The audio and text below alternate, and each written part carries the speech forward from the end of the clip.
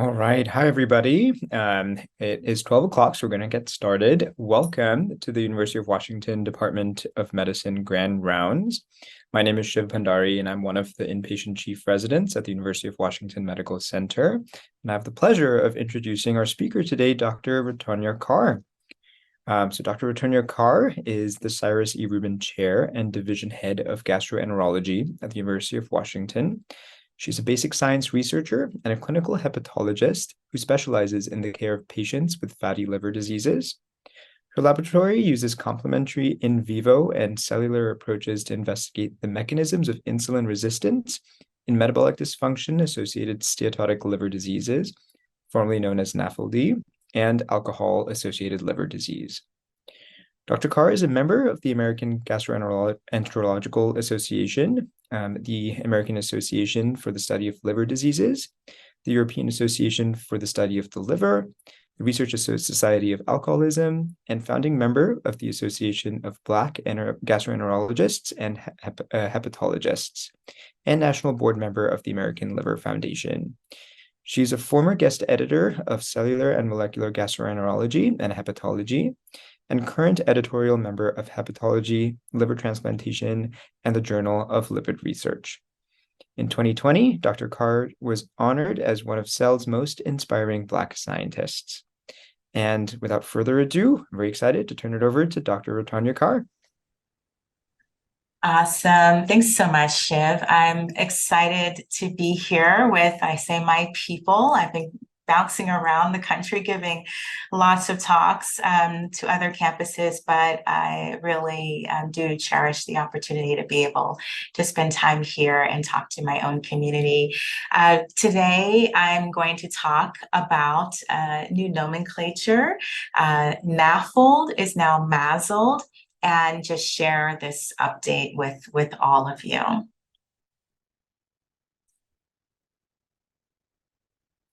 Here are my disclosures, the most important of which is here. I really do get excited about steatosis, and I have for a long time. So I am very excited about this new nomenclature update that I'm going to be sharing with you today. My other disclosures are listed here, and I have here also a QR code. If you would kindly just scan this at some point during the talk to give me your feedback.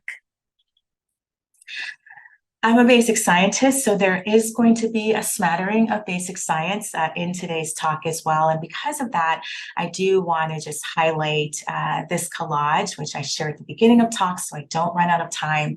Huge thank you to all of the people who have rotated through my lab during the more than 10 years now of research in the biology of lipid droplets. My current lab members are here in this upper left-hand corner, and my funding sources are listed here as well.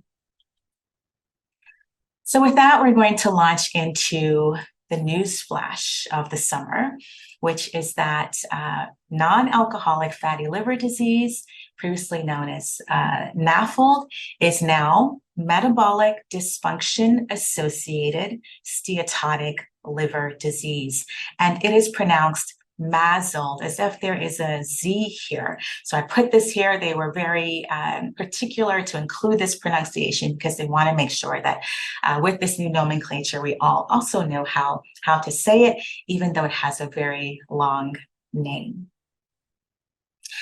And this announcement was launched in June of this year, so it's fairly hot off the presses, and I wanted to make sure that our community here at UW understands this new nomenclature and is ready to help really disseminate this information for patients and our colleagues in the community.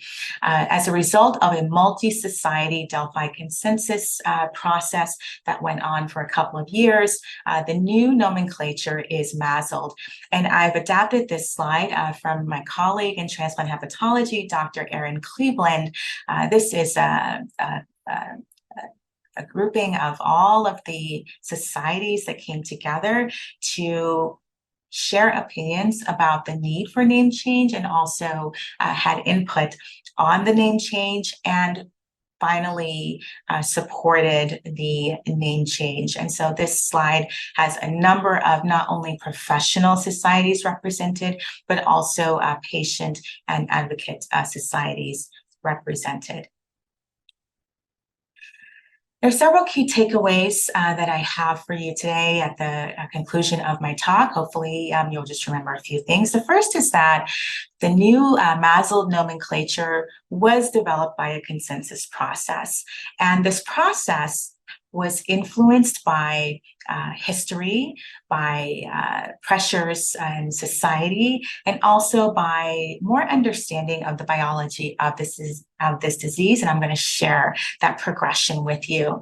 It was also a multi-society, as you saw in the prior slide, multi-stakeholder and multi-year process. So many people dedicated a lot of time to at least trying to get this right.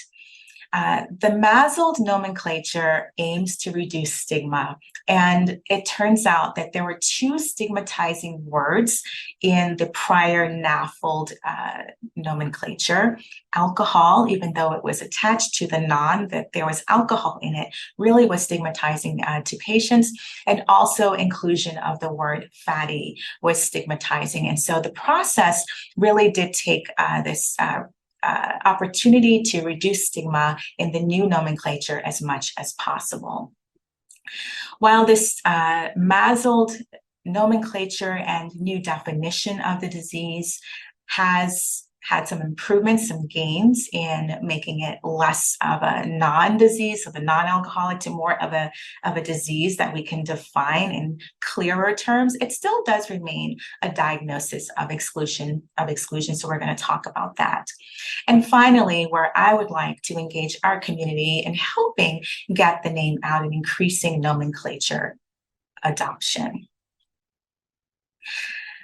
No change exists in a vacuum. Some people are just learning about this name change, and it seems like it was perhaps rushed, that it just came from out of nowhere. But I hope to convince you by the end of my talk this morning that this change really resulted from a number of pressures that finally ended with the consensus conference. So history plays a role, as it always does, no matter what we're talking about, societal pressures, and also what I'm going to spend a little bit of time talking about, our understanding of the biology of this disease. We know a lot more, and those influences impacted the nomenclature change. So let's start with the historical influences, and there are many, but I'm going to summarize some of that history here. First, the entity of excess fat in the liver has been known for a long time. 1849 is where we can first see this in the published literature. The term fatty liver was used in association with pediatric obesity. By 1980, we had the term NASH, so non-alcoholic steatohepatitis, and that was a designation given for histology findings in patients who suffered from obesity and also diabetes. A few years later, in 1986, there was a more overarching term that was applied to encompass NASH. So actually, NASH came before NAFLD, and NAFLD was used, non-alcoholic fatty liver disease, to describe the full spectrum of the disease, and that was in 1986. By the early 2000s, so 2016 to 2020, there was a lot of energy internationally to think about updating this term NAFLD.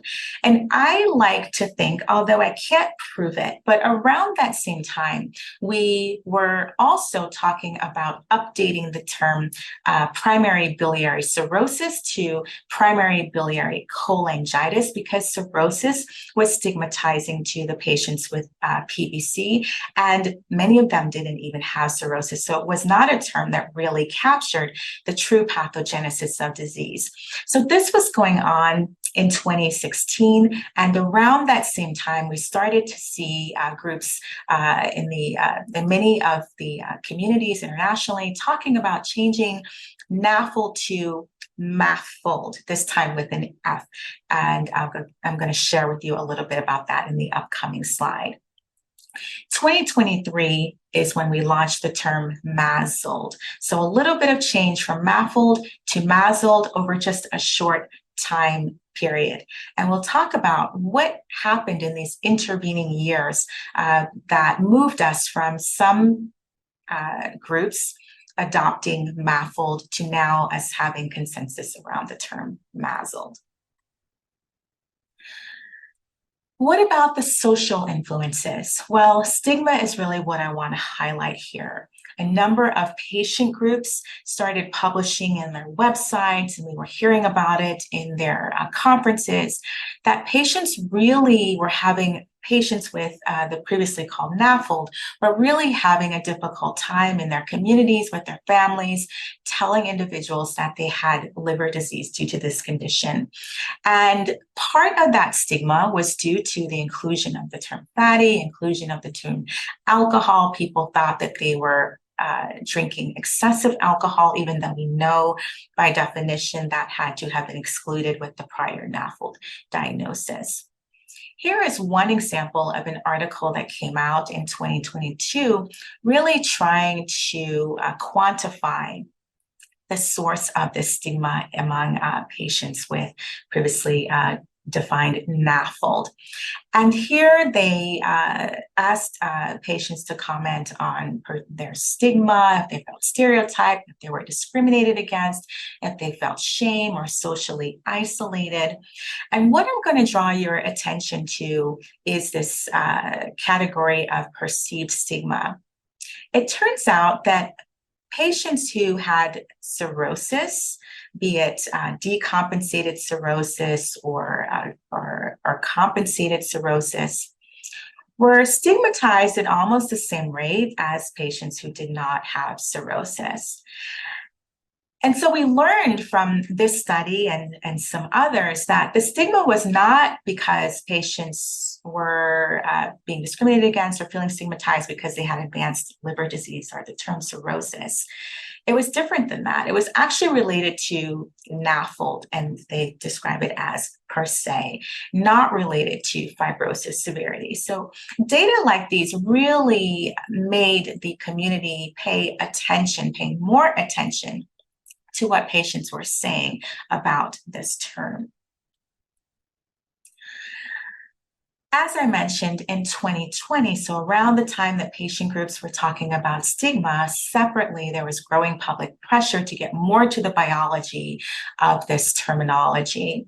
And a group of experts in the international community developed a consensus statement. This was not a Delphi consensus process where all of the stakeholders across the globe were invited, but there were certainly within Europe and in Asia, a number of experts who came together and decided to create a new definition for this entity. And they called it metabolic dysfunction associated, so very similar, but this time kept fatty liver disease. And this was called MAFLD. Now, I was really a lot on Twitter at that time. It's no longer Twitter, I do know this. And there was quite a bit of debate because it felt like there were some people who decided without the buy-in of the whole hepatology community to just change the name. And not only change the name, but also change the definition of the disease. And there were comments sometimes in favor of this change, sometimes not in favor of this change, but certainly there was quite a bit of debate going on. So this was in 2022, one of the articles that was published. And even in one of the Nature journals in 2020, this conversation was amplified. The Twitter fights were quite remarkable. Usually the divide was across the Atlantic Ocean. So those in the Americas were not necessarily in favor of this nomenclature suggestion, and those in other areas were. And there were some limitations of what they had proposed for MAFLD. So for MAFLD, one could have that definition or diagnosis by having hepatic steatosis and having diabetes alone. They could get that diagnosis, or just being overweight, they could get that diagnosis.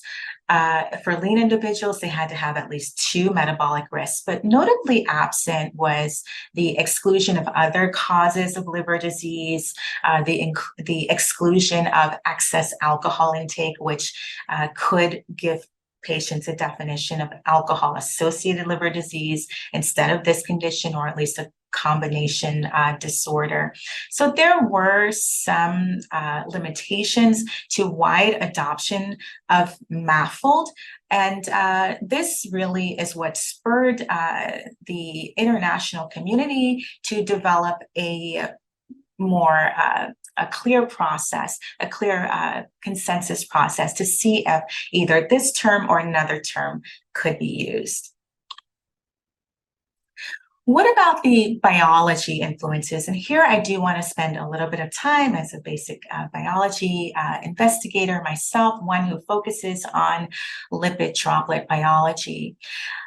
I put in a search into PubMed to really see what was happening in terms of lipid droplet biology and then NAFLD. And I do suspect that this also influenced the nomenclature change. One can see, hopefully very clearly, that for a long time, there was really very little interest in steatosis or lipid droplets that drive steatosis in then NAFLD. But in the early 2000s up to present, there's certainly been a lot more research into this area, really leading to a better understanding of the pathogenesis of this disorder. And what is the lipid droplet? Well, the lipid droplet is an organelle. Many of you may not have heard of it because it's not even in all the textbooks. So those of you like me who went through medical school decades ago, this was not something that we learned about in cellular biology. And it's only very recent that this organelle has come to the attention of many areas of science, including in hepatology. I mean, this article in 2006, right, not that long ago, really elevated this structure as an organelle in cells. And yet there was still considerable resistance at this time, so fairly new to the scene. But actually, this organelle is 3.1 billion years old.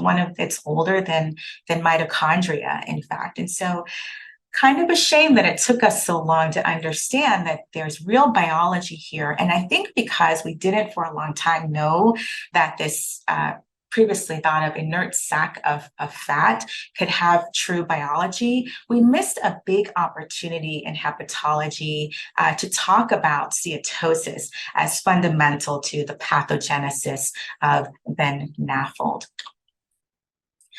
These lipid droplets are structures that emerge from the outbudding of the external outer membrane of the ER. We know this because the nascent lipid droplet has a composition that's very similar to the outer membrane of the ER. And this is not a basic science talk, so don't worry, I'm not going to take you through all of the science involved in lipid droplet biology, but hopefully in this review that my former postdoc and I wrote, you can see at a glance that there's so much going on with lipid droplets. And when these structures accumulate in the context of many liver diseases, there is indeed pathology that ensues.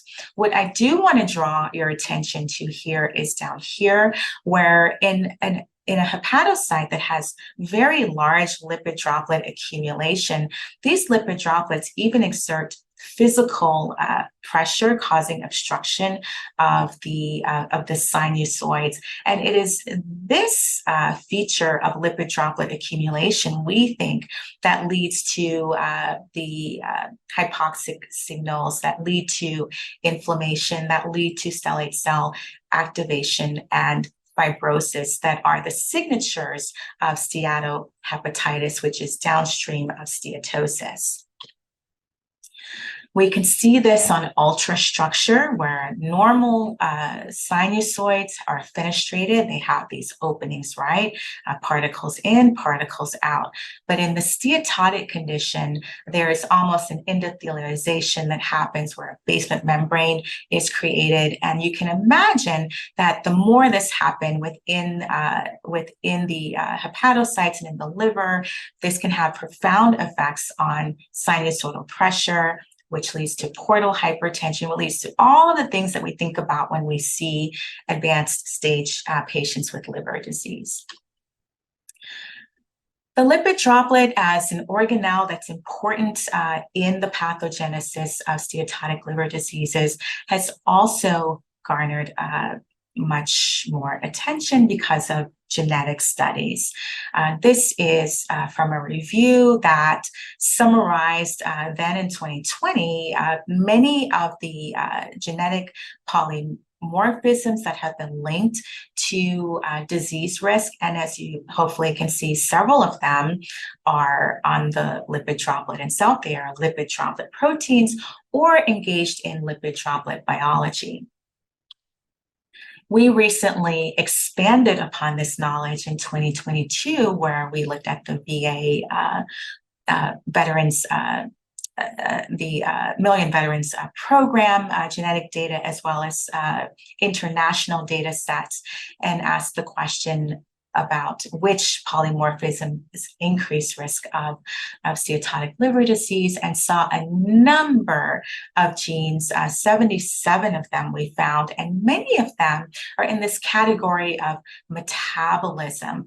We really don't see much genetic risk in these inflammatory genes, and so that really speaks to us that much of the damage, much of the biology of this condition happens before we get to inflammation. And it is my view that because we know more about biology, because we know more about what our patients are wanting from us as a community, because of all the public conversation and even controversy, and really because of what was happening historically, this created a fertile ground for there to be a bigger conversation about changing the name of then NAFLD. So what exactly is this Delphi consensus process? It was launched in 2020 by a steering committee of international experts, initially from the ASLD, the American Liver Society, and then this European counterpart.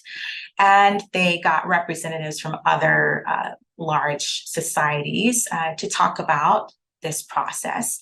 They then invited many of us from across the globe to participate. So all of the societies recommended individuals who would be kind of thought leaders in this area to participate in the Delphi process.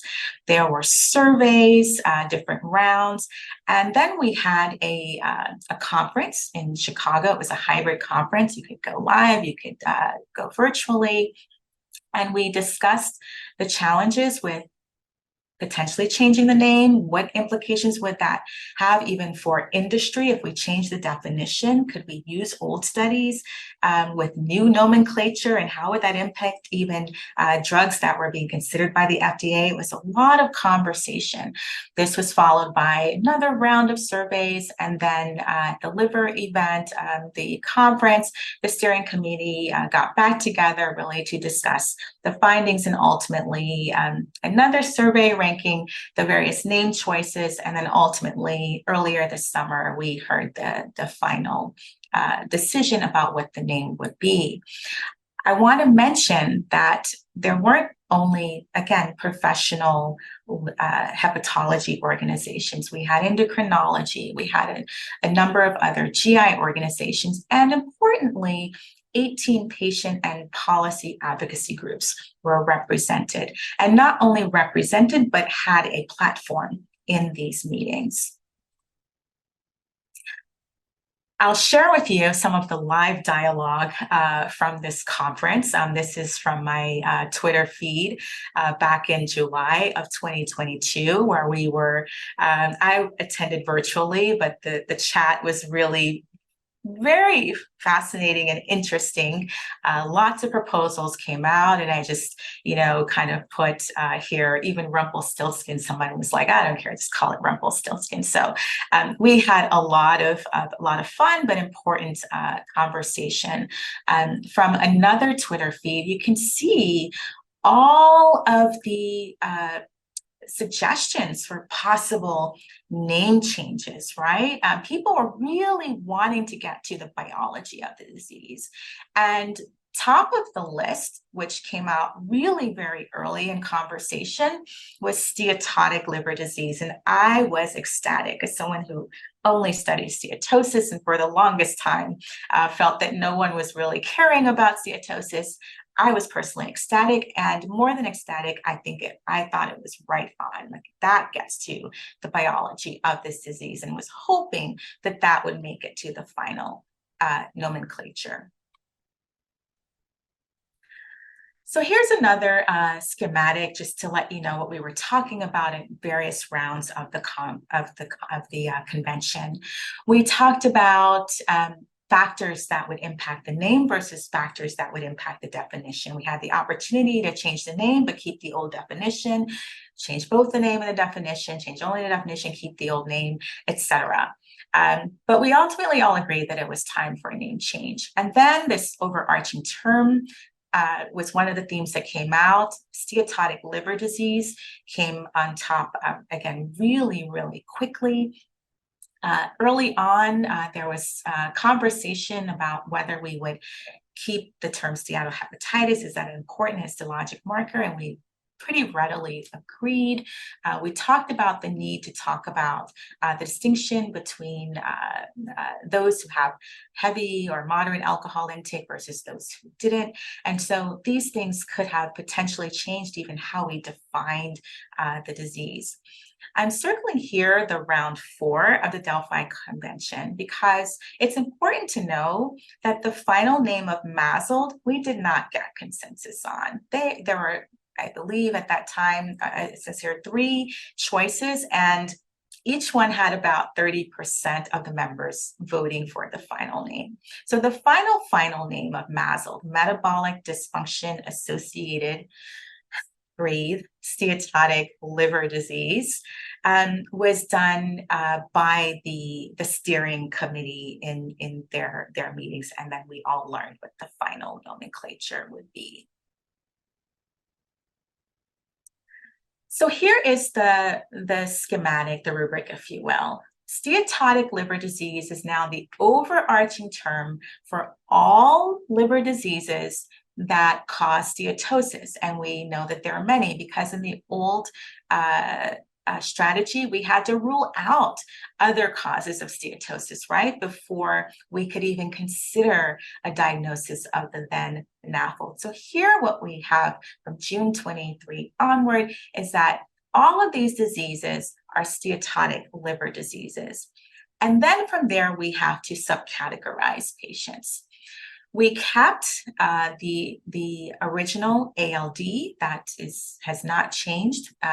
People call it alcohol-associated liver disease over here in the Americas and alcohol-related liver disease in Europe. I'm sure there'll be another conference really settling this debate one day. If there is another specific etiology of steatotic liver disease, sometimes drugs can do it. There are several monogenic diseases that can do it, and other miscellaneous causes. We would name that specific etiology of steatotic liver disease. Sometimes we just don't know what caused steatosis, and those individuals will still be labeled as cryptogenic, but instead of cryptogenic fatty liver, it would be cryptogenic steatotic liver disease. MASLD is here in its own separate category, and we also have a new box called MET-ALD. So MASLD and increased alcohol intake. These are individuals who, as we all see in our, at least in hepatology, we see in our clinics all the time, and I'm sure many of you see in your practices, people have more than just one thing going on. We have people who have metabolic risk factors and who also over-ingest alcohol. And over-ingestion would be on average about 10 drinks a week for a female, and here we have the average alcohol daily intake. So 20 for female, or 30 for male would get you more in the MASLD predominant light alcohol intake, but more than that, we're in the at least the moderate and even the heavy, so ALD predominant met ALD. So what exactly is MASLD, right? I'm kind of bouncing around and you're probably like, well, what is MASLD exactly? Well, for simplicity, here is what I want everyone to remember. It's really, it's not complicated, although the next slide is going to be complex. If we just think about it as an individual who has steatosis and any type of dysmetabolism without other causes of steatosis, they, by definition, now have MASLD. And dysmetabolism can be obesity, can be hyperglycemia, can be hypertension, can be hypertriglyceridemia, and or low HDL. They just need to have one of those things, have steatosis, and no other reason for their steatosis. So it is still like a diagnosis of exclusion, but gives us more clarity on the metabolic risk factors. Here are the actual details of what that looks like. So we have an individual who has steatotic liver disease, whether by imaging or by biopsy. And then we ask, do they have any of the cardiometabolic criteria? If they do, and there's no other cause of steatosis, they're MASLD. But let's say they do, and they have excess alcohol intake, then we would label them met ALD and so forth. What I really like about the new nomenclature, whether you like the actual name or not, is that we now have specific criteria for adults and for children. This has been a long-standing challenge in the field of these steatotic liver diseases. So for adults, individuals in terms of cardiometabolic criteria can have obesity. This is defined and defined differently if one is from Asian ethnicity or not. They can have hyperglycemia defined by fasting glucose or glucose tolerance test, be pre-diabetic or on treatment for diabetes. Hypertensive goals are defined. Plasma triglyceride levels are defined. HDL levels are defined, different for males versus females. And then similarly for kids. So for those of you who take care of both adults and kids, I think this is really an important advancement. It is noteworthy that in the conversation that we held at the consensus conference, the pediatric GIs were really not excited about using the term metabolic at all in this condition, because you know that they have lots of metabolic liver diseases that they manage. Mitochondrial diseases, for example, are metabolic diseases. And so that was a large part of the debate, but there was some compromise there. I do think MASLD successfully removed at least what we understand about the stigmatizing language, and it addresses the biology of the disease.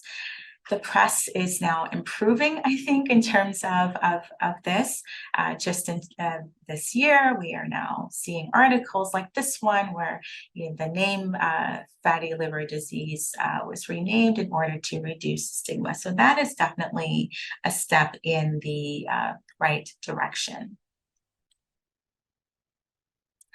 Alcoholic was also removed. And in another talk, another day, I hope to be able to talk about this. We no longer should refer to patients as alcoholics. There's a lot of terminology that we need to update. So I do encourage you, even in ALD, to use alcohol associated or alcohol related, whichever one you choose. And we have specific criteria of alcohol intake. This is largely based on the work of the NIAAA.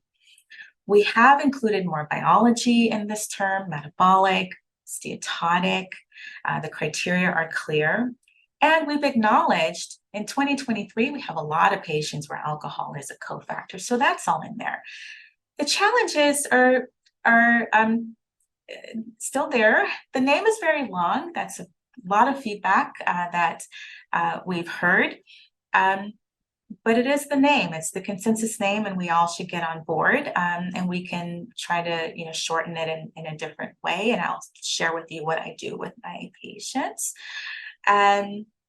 Some report, because the name is so long, they're still just calling it fatty liver, and that's something we really want to try to not do, because the part of the point was to reduce stigma in some communities by removing the word fatty. So explaining it to a patient as fatty liver is kind of missing the point.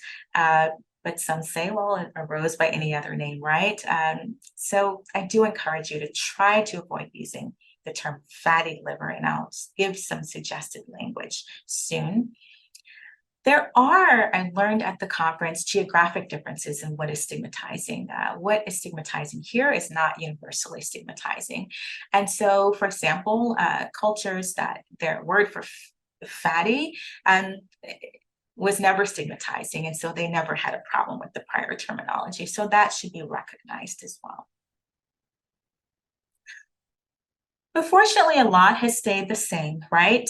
The staging has stayed the same, even though the nomenclature and part of the clinical criteria are different, the histologic staging is the same. So just as a reminder, this condition starts with steatosis, where we have this accumulation of lipid droplets, and patients with steatosis can progress to steatohepatitis.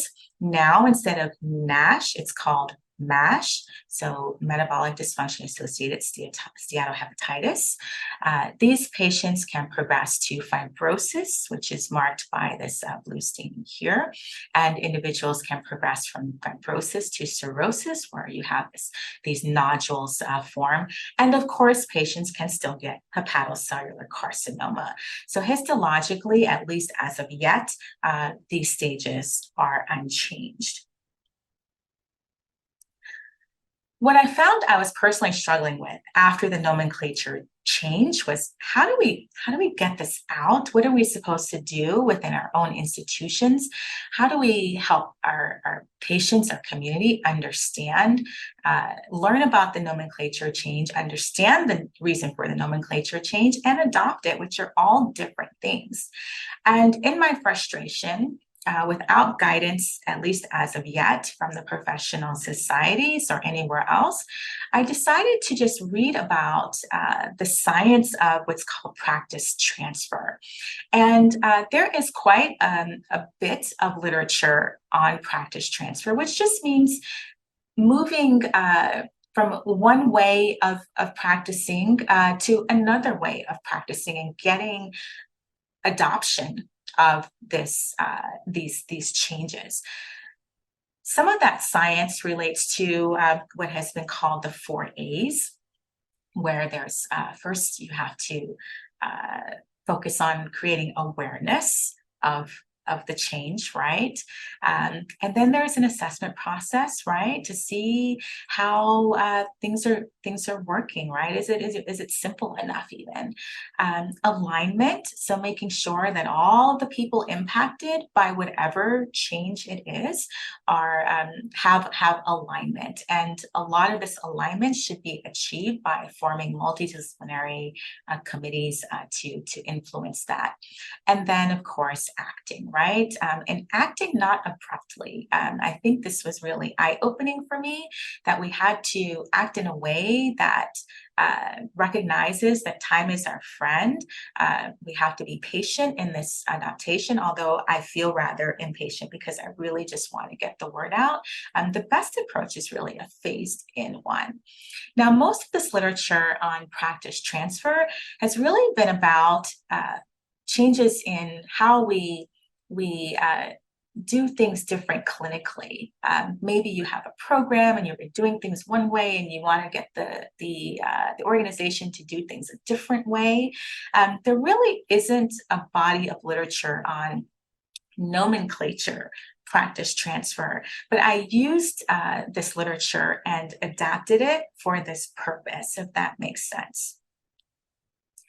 And came up with what I think is a reasonable start to widespread adoption of the new MASLD nomenclature based on those 4 A's. And the first is that we just have to get started, right? The change has been made, in terms of some of the 4 A's, we're a little bit beyond some of that planning, but we just have to get started. We have to start to do something, take initiative, and just start planning at the local level. And my focus was really within our institutions. The second is that we need to become fluent in the new nomenclature, which is why I asked to give grand rounds today to really share with all of you here what's happening in the hepatology community, focusing on the why. So as you go out and talk to your patients or other members, you can help explain, well, why did we change the name in the first place? Engagement of our partners, forming a multidisciplinary team is super important, right? It's not only hepatologists in this case who are impacted, it's everyone, primary care especially, I would say. And then coming up with some champions locally. So I'll get to share with you who our champions are for UW, that you can talk to us if you have questions or you need information. This plan should be iterative and multimodal, right? It's really speaking to the pace of practice change adoption. It's not going to happen all at once, but there are ways that we can keep talking about it, and over time, people will become more accepting of this change and adopt it. That can also be influenced by written communication, web-based communication, all kinds of media. I think we have opportunity also to make this easier. Remember, one of the assessments was how simple is it? And so there's work to be done here, but one place that we can start is just in our charting, right? We have so many things in Epic, but could we develop some tools that make it easy for us to communicate this change? Allocation of resources. This is usually institutional allocation. I do know that some of our liver societies, including the American Liver Foundation, where I'm on the board, is working on some patient communications, which we'll be able to use here. And then when it comes time for the federal agencies, the world agencies to catch up, we should be able to work with our partners to advocate for as fast as possible adoption, because this is going to influence moving these terms into, for example, our CPT code, so we can choose the right diagnosis. We need to be able to measure the impact of all of this, right? So if we're focusing on a strategy for adoption of the nomenclature, is it working? Or, what is the uptake, and how do we know? And then sharing the lessons learned beyond our borders at UW or wherever one's institution is, so that we can build on what has been started. And finally, I'll say again here to exercise patience. The name change from primary biliary cirrhosis to primary biliary cholangitis, not the actual name change, but the adoption of that change took about 2 years. So that's what I'm anticipating it's going to take for MASLD. We can also here just start to use this term in conversation. So I'm still learning, I'm still catching up myself and correcting myself as I use the old term NAFLD, and it's eventually going to become fluent. I do want to encourage everyone to resist as much as possible using the term fatty liver and developing a nuanced way to describe MASLD. MASLD, the full name, is indeed a mouthful. I think we all recognize that. And patients are going to need to be able to say something a little faster to be able to explain to their loved ones. One thing that I will say is, instead of using the term fatty, which again is stigmatizing, at least here in our country, just using excess fat in the liver, right? We're saying the same thing, but saying it differently. You might use the term metabolic liver disease if you're not a pediatrician. That might work for adults. Avoiding, again, the term alcoholic and using excess alcohol intake, or if someone suffers from the disorder, alcohol use disorder. Focusing on the biology as much as possible, right? Trying to use the term steatosis or steatotic. And again, I think we have opportunities to help with advocacy and partnership outside of our university. So I want to introduce you to your local champions for name adoption, MASLD nomenclature adoption. I'm one of them, which is why I'm here talking with you today.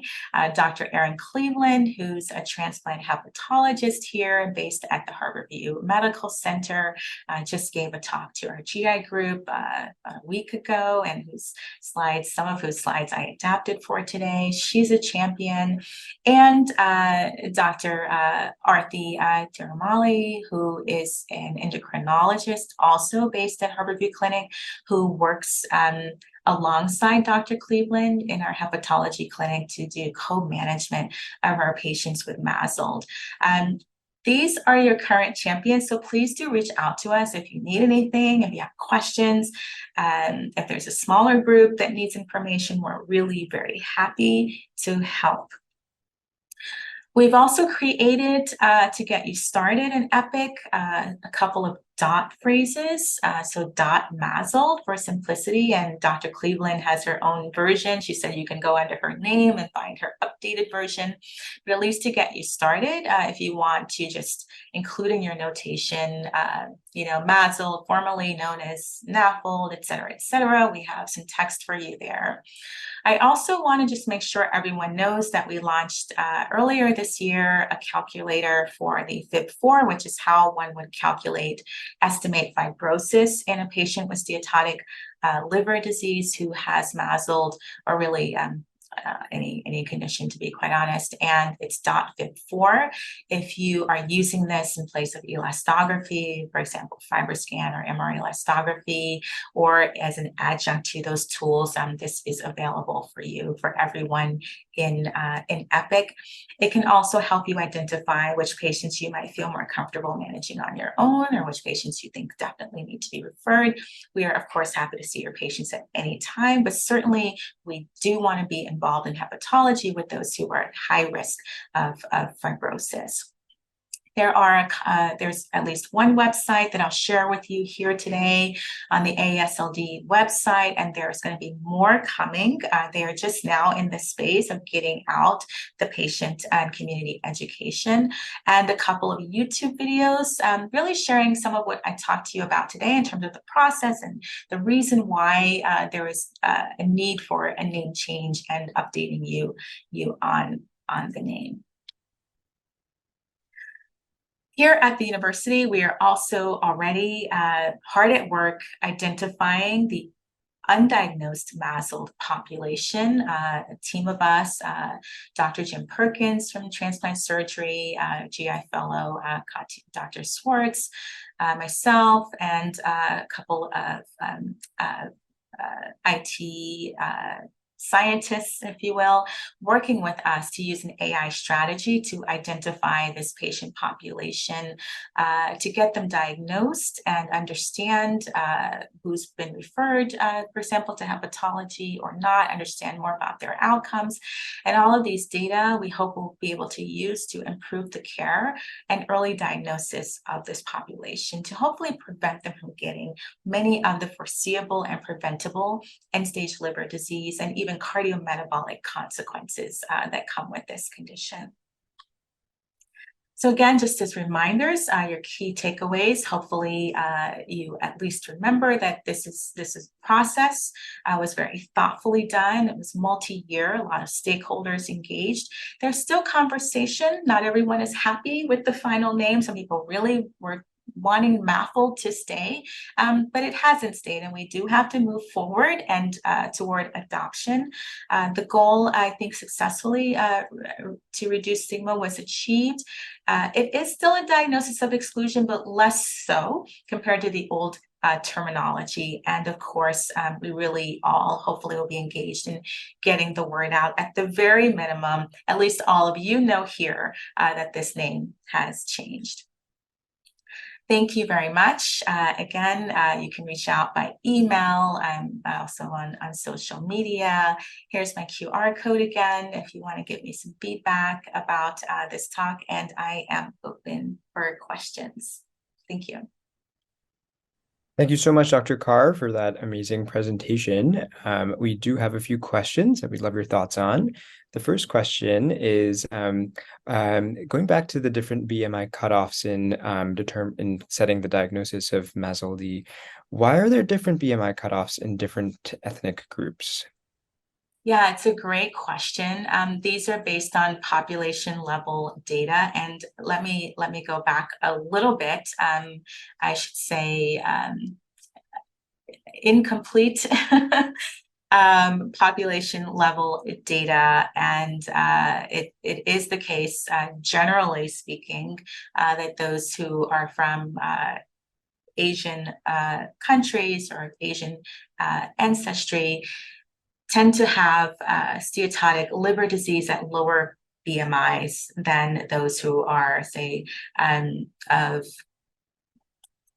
European ancestry, for example, and so, or even African ancestry. So these cutoffs were made with that data in mind, those data. But it's hard to do, right? I mean, we are in our country. I mean, how do you even really implement that? But that is that's the etiology of that. Thank you. Another question, is there a preferred new name for alcoholic hepatitis? For instance, should we call it alcohol-associated hepatitis? Similarly, should we avoid saying ALC-HEP? Yeah, great question. I think about this one often because it has not been formalized. I'll start there that you know, alcoholic hepatitis has a new name. In my personal practice, I try hard to say alcohol-associated hepatitis. I think I do still say ALC-HEP because I don't know why I'm just used to saying that, but that should probably shift. It is coming. There was a publication just this week talking about stigma in ALD, and I think, you know, the European and American Society got together to work on this document. So I do think it's coming. I don't want to you know, be misleading and saying I know exactly what they're going to land on. I suspect it is going to be either alcohol-associated hepatitis or alcohol-related hepatitis, something like that. Thank you. One more question. Well, it looks like we have a question from Dr. Lyles. Dr. Lyles, feel free to ask your question out loud if you are able to unmute.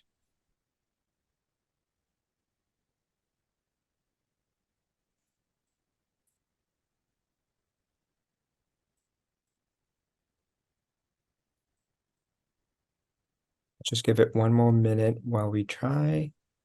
In the meantime, there is another question in the chat.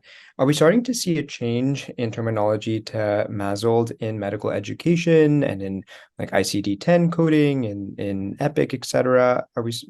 I think we saw some examples of that, but do we still see the previous definitions also and verbiage still floating around in the systems in education and in our electronic medical record?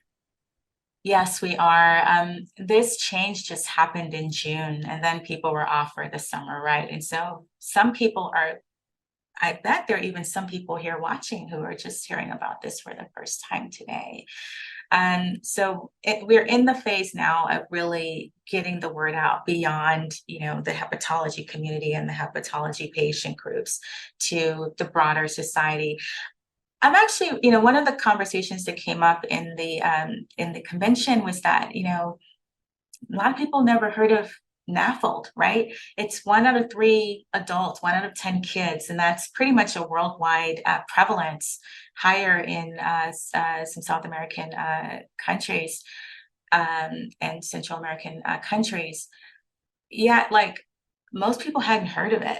And so maybe with this name change, it will be also an opportunity to make the public just more aware of this condition in general, because the condition is the same, right? Rose Bayanian name, it's the same. The name has changed, and it could be a marketing opportunity. But no, it's still NAFLD. You're going to see a ton. I expect it's going to take about, just from my reading of this literature, about 2 years before we really start to see, MASLD, at the levels that we need to see it. And in terms of changes in ICD-9 CPT codes, that process involves Congress, CMS, and it's a separate process that can take some time. But with PBC, by 2 years, the WHO had recognized it. We had a new CPT, so hopefully not too much longer than that. But I do expect that to be slower. So don't look for MASLD and EPIC. You're still going to be looking for the prior terms. They even have fatty liver is there, NAFLD is there. You can choose either one. Thank you. Just wanted to give another moment for Dr. Lyles if he's able to unmute. I'm not sure if you're able to do it from your end, but we also have another question about patients and how and if patients have been receptive to the new terminology and being able to remember the term, pronouncing it, and then if there are any plans on or studies brewing to repeat some of the studies on stigma to see, are we seeing an improvement on that front? Oh, I love all of those questions. That last one is a study waiting to happen, and I'm a basic scientist. So if any of you have expertise in survey type of studies, please do email me. I'll be happy to partner with that. I think it's an excellent idea. I can only tell you anecdotally from my clinic, I almost exclusively see patients with steatotic liver diseases. And I do spend time at the end of every visit to let them know that, hey, the name has changed. I don't want you to think that when you see this on your clinical documents that you now have another disease on top of it. It's important to say that, right? This is the same condition. We just renamed it to make it more in line with the biology. And I talk about that. I talk about stigma as well. And they didn't know the full name of NAFLD either. They might have said NAFLD, or they might have said fatty liver, or they might have even said NASH. But if you ask them what the acronym meant, they have no idea. So it's the same. So I wouldn't be worried about that. Again, I will tell them if they need like a short term, I'll just say, if they don't want to say MASLD, I'll just say metabolic liver disease. And that people can connect with that. They're like, yeah, that makes sense. And I explain that this is a whole body condition, right? That results from this, I don't use the word dysmetabolism with patients, but I explain it in terms of, their metabolism, being abnormal. And they really do seem to connect on that. So we'll see. I love the idea of measuring that. All right, I think those are all of our questions. Thank you again so much, Dr. Carr, for your presentation, for helping catalyze change in our terminology, which is so important in helping us destigmatize this condition and for educating us. So really appreciate your time. Thank you, everybody, for attending, and we'll see you in about 2 weeks for our next grand rounds. All right, take care, everybody.